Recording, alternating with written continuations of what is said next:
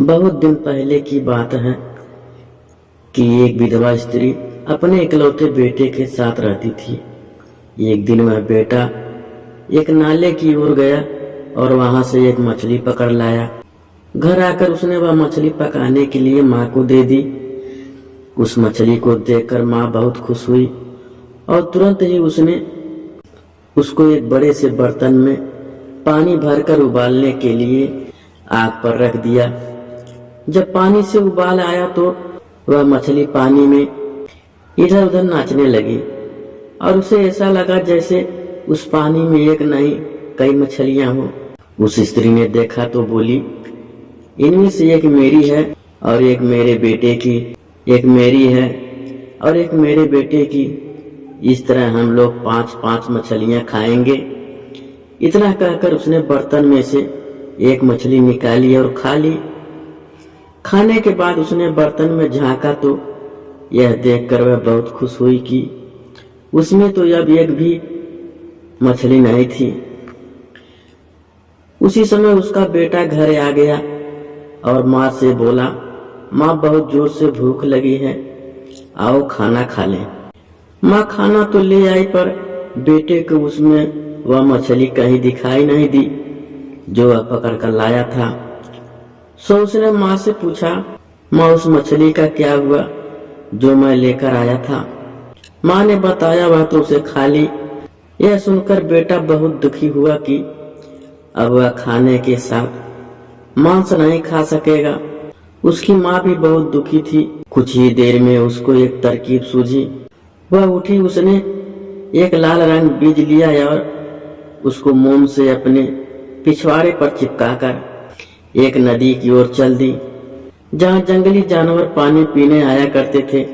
उस नदी पर पहुंचकर वह नीचे झुककर पानी पीने लगी।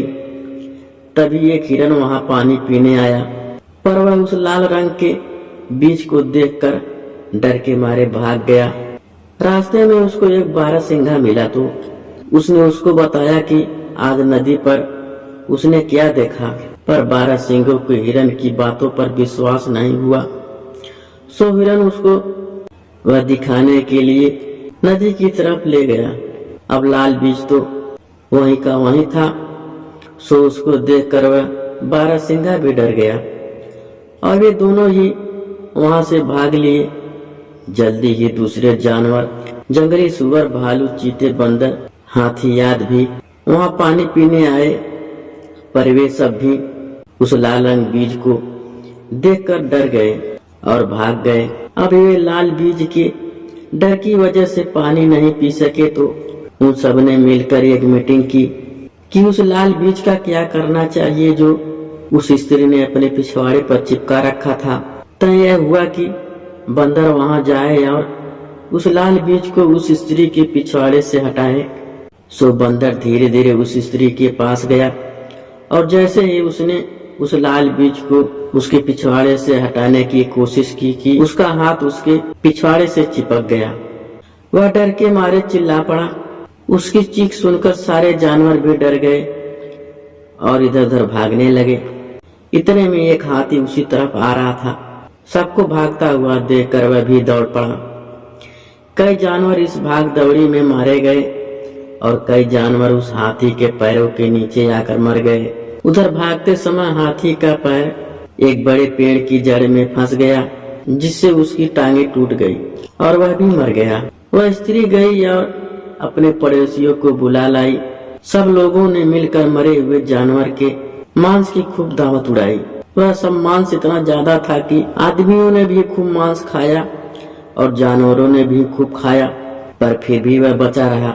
यह देखकर जानवरों ने यह विचार किया कि बाकी का बचा हुआ मांस सब जानवरों में बांट दिया जाए। हाथी की टांग उम्र में सबसे बड़े जानवर को मिलेगी। काफी सोच विचार के बाद यह पाया गया कि उन सब जानवरों में सबसे छोटा छंगबई चूहा उम्र में सबसे बड़ा था। सो हाथी की टांग उसको दे दी गई। चूहे को हाथी की टांग तो मिल गई, पर हाथी की टांग के मुकाबले में तो वह चूहा बहुत ही छोटा था। वह उसको लेकर कैसे जाता?